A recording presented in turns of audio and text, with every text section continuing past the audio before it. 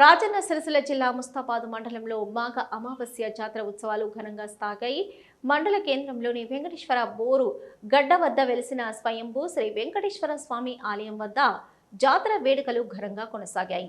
ఆలయ కమిటీ ఆధ్వర్యంలో స్వామివారికి అభిషేకాలు, ప్రత్యేక పూజలు నిర్వహించారు. అనంతరం రైతులు, స్థానికులు కొబ్బరి మట్టాలు, మామిడి కొమ్మలు, పూల దండలతో అందంగా ముస్తాబు చేసిన ఎడ్ల బండ్లు, ట్రాక్టర్లు, జేసీపీలను గిరి ప్రదక్షిణకు తీసుకురాగా ఆలయ కమిటీ ప్రారంభించింది.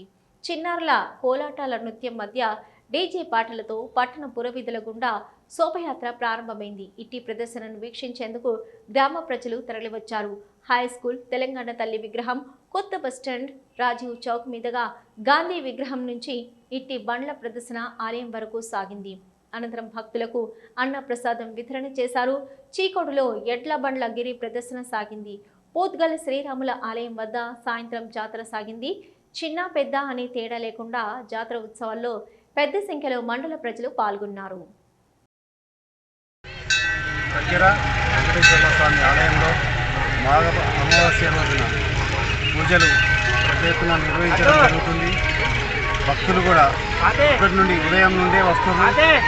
అన్నీ ఇక్కడ ముర్రాయిపల్లి, చింకోడు, రామలక్ష్మపల్లి, పోతుగలు మన మండలంలో 7 విలేజ్లలో అమావాస్య రోజు జాతర అనేది మనకు వెనకటి కాలం నుండి మన పెద్దలు చూసినప్పటి నుండి జాతరలు బ్రహ్మాండంగా జరుగుతున్నాయి.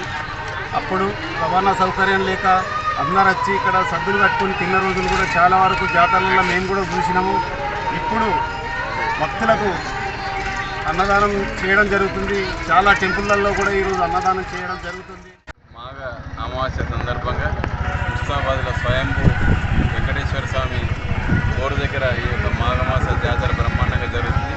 దీనికి గ్రామ పెద్దలు, పుర ప్రముఖులు అందరు కలిసి కూడా ఇక్కడ భోజన ఏర్పాట్లు, అలాగనే గుడి చుట్టూ కూడా మన సాంప్రదాయం ప్రకారం ఎడ్ల బండ్లు, అలాగనే ఇప్పుడు అధునాతకమైన సౌకర్యాలు, ట్రాక్టర్లు, వాటి కూడా ఊర్లంతా కూడా ర్యాలీగా తిరిగి వస్తాయి.